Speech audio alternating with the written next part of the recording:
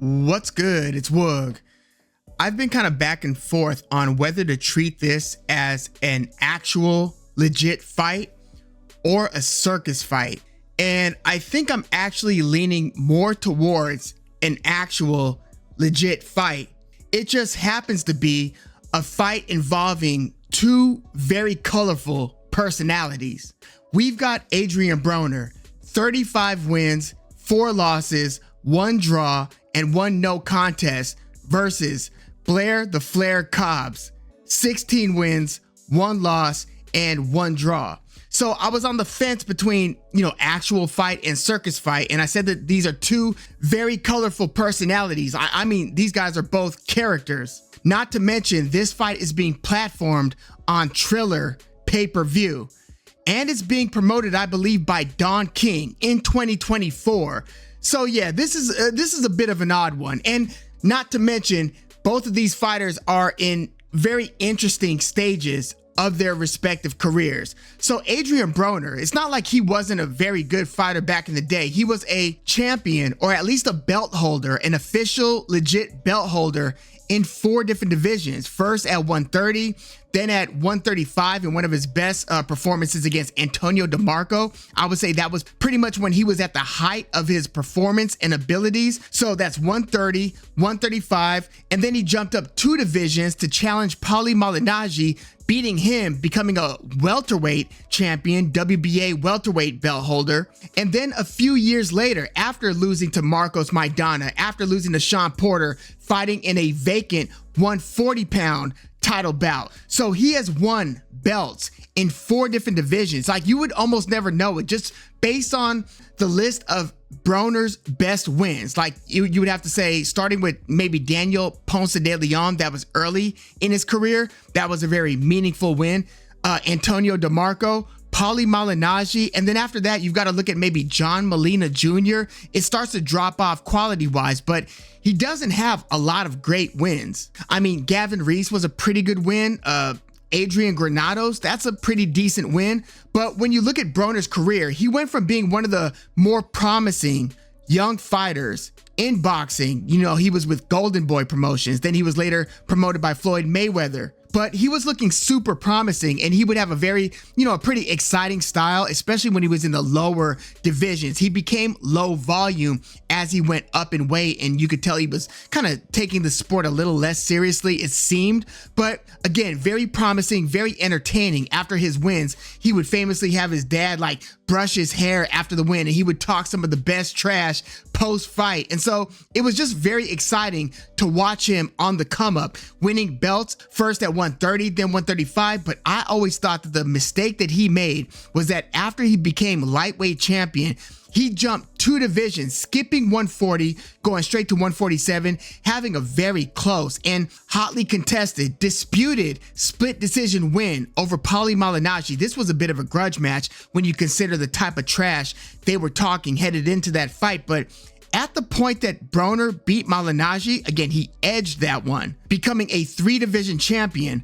But he really didn't belong at 147. So his very next fight was against Marcos Maidana.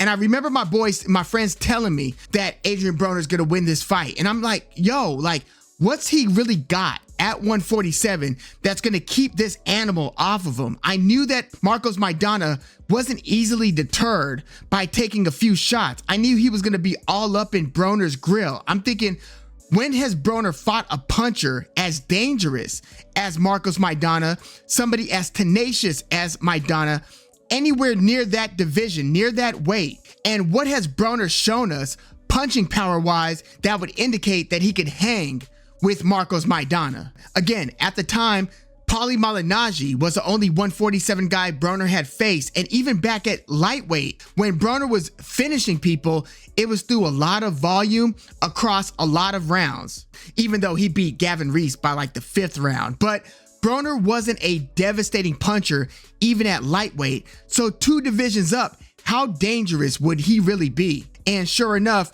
Marcos Maidana dropped him early, dropped him late. Broner did rally and win some of those rounds, but he really took a beating against Marcos Maidana. And again, Broner gave it a very spirited, high energy effort, but he lost that fight via unanimous decision. He actually made it competitive. Again, he fought very well in the rounds that he wasn't getting beaten up badly or dropped. But this would be the first loss for Adrien Broner. He would then win his next 3 fights, the third of which was against John Molina Jr. But I feel like Broner never really recaptured the status that he had, because after that 3-fight win streak, then he fights Sean Porter, another guy who was just gonna outgun him, even though Broner late in that fight actually dropped Sean Porter. But Porter won that fight via unanimous decision. So then Broner goes on another 3-fight winning streak against, not elite fighters, but that's where he won that vacant 140-pound title against Khabib Alaverdiev. Broner stopped him in the 12th round, and then he fights Ashley Theophane, misses weight in that fight. And that was another thing that was troubling later on about Broner's career, was he would miss weight multiple times. And then he had a very tough fight against Adrian Granados. Broner edged that one via split decision, and then he fights Mikey Garcia. And I kind of looked at that fight as being the beginning of the end for Adrien Broner, because at that point, again, his only losses were to Marcos Maidana and to Sean Porter. This fight against Garcia, I thought would be more of a 50-50 fight. I thought that it was going to be Mikey Garcia, because he was moving up in weight. Garcia was like a 130 guy, 126, 135. And here, Garcia was going up to 140. I know he would later fight Errol Spence Jr. up at 147, but Garcia, this is before he beat Sergey Lipinets. So at the time, it was an open question. How is Mikey Garcia gonna do up in these, higher divisions? Well, once Adrien Broner felt Garcia's power, he was more or less on his bike, not really engaging. And Mikey Garcia ran away with this one. This was a unanimous decision. It was not close. And this was the first time I saw Broner fight and was like, damn, AB, like, you didn't even really put your best foot forward. And from that point on, it's almost been diminishing returns for Adrien Broner. Like, his next fight was against Jesse Vargas. I thought that Broner at least fought that one very hard. Like, they went to the body. This was a very tough, rough, pretty brutal fight between AB and Jesse Vargas. It ended up being a majority draw. That was the last time I think I was impressed with an AB performance, and that was back in 2018. After that, it was a one-sided loss against Manny Pacquiao. And then Broner was out of the ring for multiple years, comes back and gets a controversial decision win against Giovanni Santiago. He's out of the ring for another 2.5 years, fights Bill Hutchinson, not to be confused with Willie Hutchinson, who just beat Craig Richards on that Saudi Arabian card, but Bill Hutchinson, one of those like, who? And AB, that was kind of a comeback fight in June of 2023. AB wins that one via unanimous decision. So he was fighting a nobody. Even that fight goes a full 10 rounds, and AB couldn't get him out of there.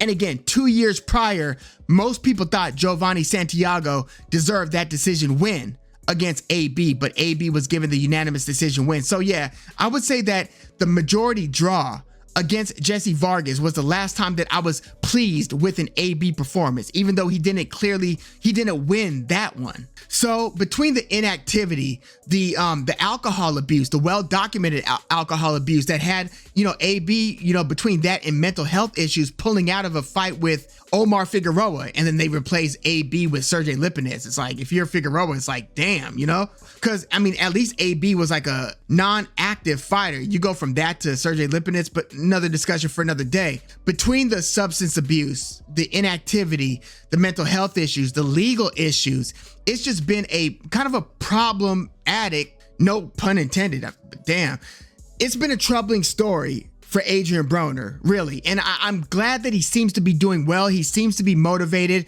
seems to be training hard. I see him working out with, Gervonta Davis. I just hope that it doesn't turn into a tragic story when it comes to AB. Like, at the core, at the heart, he seems like a pretty decent guy. And, it's just been kind of sad watching his career kind of unravel, even though, I mean, he's had some great paydays. Like, he fought Manny Pacquiao, and that's as much a testament to his character that he's built and his personality that he's gotten these high profile fights. But here he's fighting Blair Cobbs, who, speaking of somebody who's able to talk themselves into pretty decent fights, like he got into a fight with, Alexis Rocha and then Maurice Hooker. I mean, Blair Cobbs was calling out Errol Spence for a moment.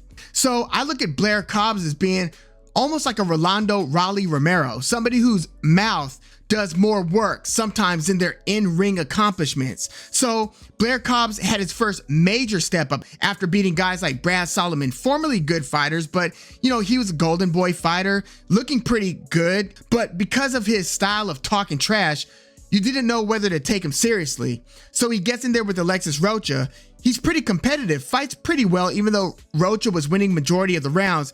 This resulted in a 9th round knockout for Alexis Rocha. He hurt him badly in the 8th round, stopped him in the 9th round, but it at least kind of told you where Blair Cobbs was in the pecking order. Like, is he an elite fighter? Probably not. Is he good enough to be like a competitive guy against the near elite fighters? Maybe.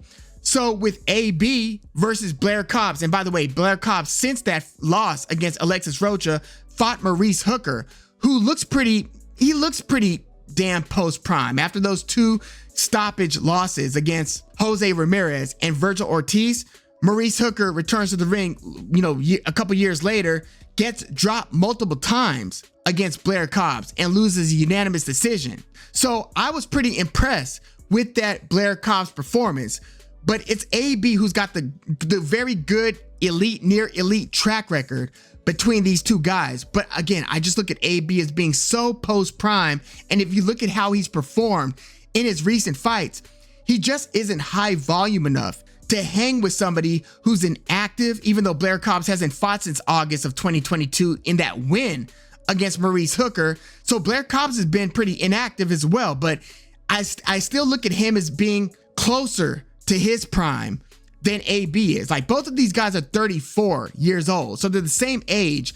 But AB, given his out of the ring issues, given his greater inactivity over the recent years, like after fighting Manny Pacquiao, he fought 0 times in 2020, once in 2021, 0 times in 2022, once in 2023, and here we are in 2024. So again, AB's had the better career. Is he a Hall of Famer? No, he was showing some Hall of Fame potential. I think he should have stayed at 135 and try to work that out longer. Maybe 135, 140, but 147, it was a bridge too far, even though he's beaten some lesser guys at 147. But AB at his prime would beat Blair Cobbs, even at 147, which this fight's gonna be. But Blair Cobbs, I look at as being closer to his prime. I look at AB as being far, far removed from his prime. And I think that even if AB starts pretty decently and gets it going, like in rounds 3, 4, whatever, I think he's going to be too low volume. And Blair Cobbs is a pretty athletic fighter. He's a hard puncher. He's got pretty quick hands, and he's got better legs, better feet than AB. AB is kind of like a step and slider.